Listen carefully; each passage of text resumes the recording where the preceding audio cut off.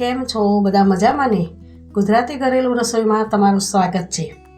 તો આજે આપણે બનાવીશું ગાજરની બરફી. ગાજરનો હલવો તો તમે વારંવાર બનાવીને ખાધો હશે, પણ ગાજરની બરફી તમે કોઈ દિવસ નહીં બનાવી હોય તો તમે મારી આ રીતથી ગાજરની બરફી ઘરે બનાવશો તો મીઠાઈવાળાની દુકાનને પણ ભૂલી જશો.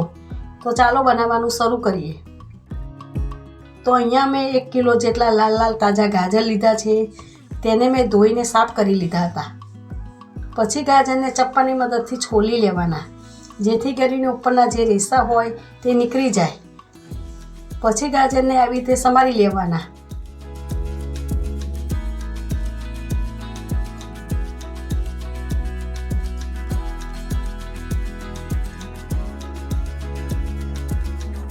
જો બધા ગાજર આવી રીતે સમારી લેવાના. ગાજર આવા સરસ લાલ અને પાતળા લેવાના, જેથી કરીને અંદર જે પીરાશ પડતી પીત આવે છે તે પાતળા ગાજરમાં ઓછી હોય છે. એટલે આવા ગાજર બરફી માટે લેવાના. તો જુઓ, બધા ગાજરને સમારી લીધા છે.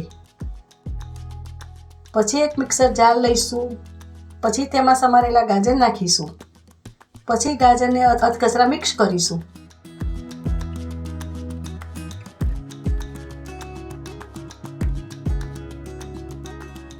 પછી તેમાં 200 ગ્રામ જેટલી ખાંડ નાખીશું. પછી તેને સરસ રીતે મિક્સ કરીને ક્રશ કરી દઈશું. તો જુઓ, ગાજર અને ખાંડ કેવા સરસ રીતે ક્રશ થઈ ગયા છે. હવે કડાઈમાં અડધો બાઉલ જેટલું દેશી ઘી નાખીશું.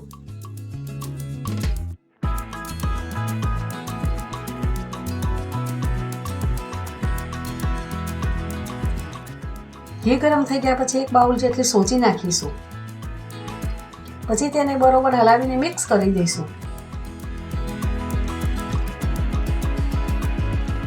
પછી આપણે સોજીને ઘીમાં સરસ રીતે શેકાવા દેવાની અને સતત હલાવતા રહેવાનું, જેથી કરીને સોજી નીચે ચોંટી ના જાય. સોજીનો કલર બદલાય ત્યાં સુધી આપણે શેકાવા દેવાની.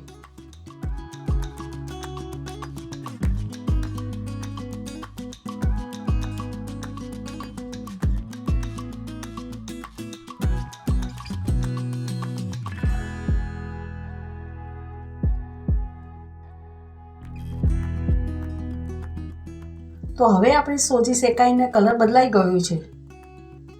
તો હવે ક્રશ કરેલા ગાજરનું મિશ્રણ નાખીશું.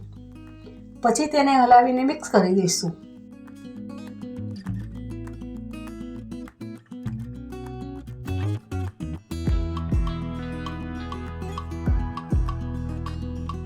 પછી તેમાં 100 ગ્રામ જેટલું દૂધ નાખીશું.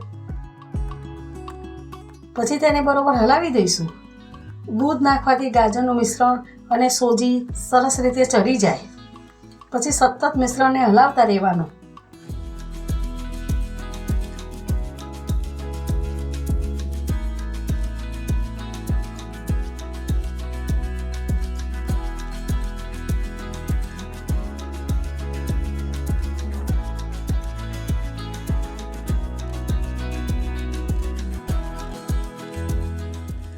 ગાજરનું મિશ્રણ બરોબર ચડી જાય પછી 1 ચમચી ઇલાયચી પાવડર નાખવાનો. ઇલાયચી પાવડર નાખવાથી બરફીમાં સુગંધ સરસ આવે છે અને સ્વાદ પણ સારો લાગે છે. પછી તેને હલાવીને મિક્સ કરી દેવાનું.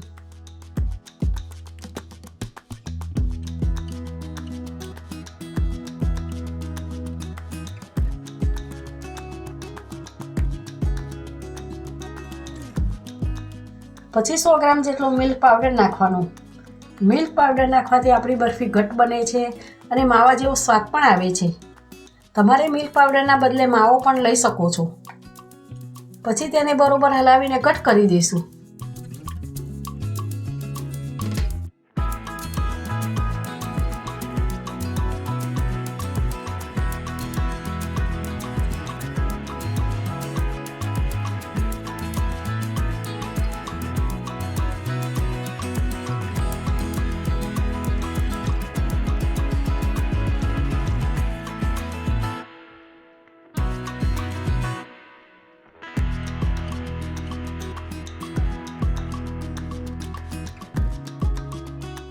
તો જુઓ, આપણું મિશ્રણ ઘટ્ટ થઈ ગયું છે.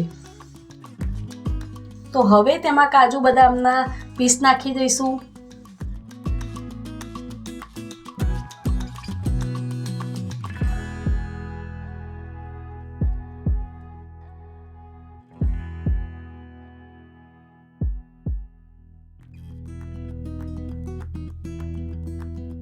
પછી તેમાં 1 ચમચી ઘી નાખીશું.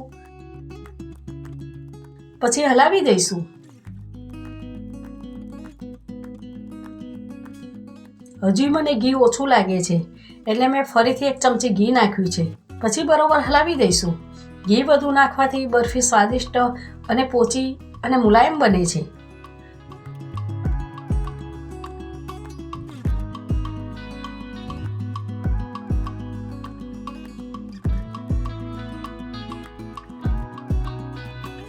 તો જુઓ આપણું બરફીનું મિશ્રણ કઢાઈ છોડી રહ્યું છે. તો હવે ગેસની ફ્લેમ બંધ કરીશું. હવે એક થાળીમાં ઘી લગાડી દઈશું.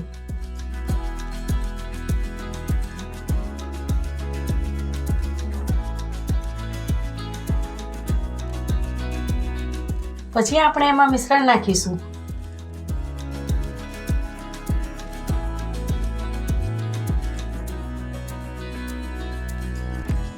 પછી તેને તાવેતાની મદદથી સેટ કરી લઈશું.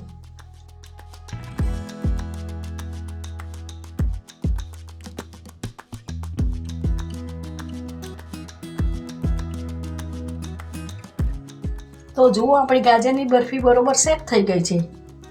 તો તેના ઉપર કાજુ બદામની કતરણથી ગાર્નિશિંગ કરીશું.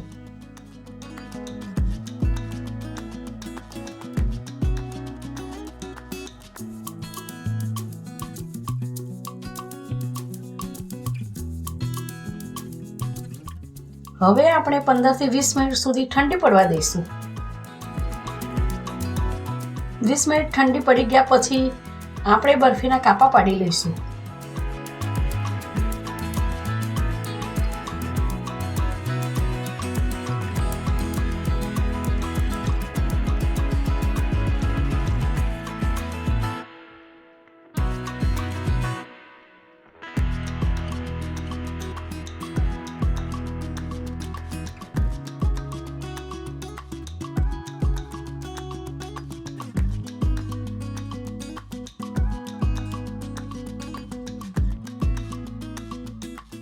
તો જુઓ આપણી ગાજરની બરફી ખાવા માટે રેડી થઈ ગઈ છે. જો તમે પણ મારી આ રીતે ગાજરની બરફી ઘરે બનાવશો તો તમારી બરફી પોચી અને મુલાયમ બનશે અને ખાવામાં પણ ખૂબ ટેસ્ટી લાગશે અને તમને વારંવાર ઘરે બનાવવાનું મન થશે. જો તમને મારી આ રેસીપી ગમી હોય તો મારા વિડીયોને લાઈક કરજો અને મારી ચેનલને સબસ્ક્રાઈબ કરજો. જય શ્રી કૃષ્ણ.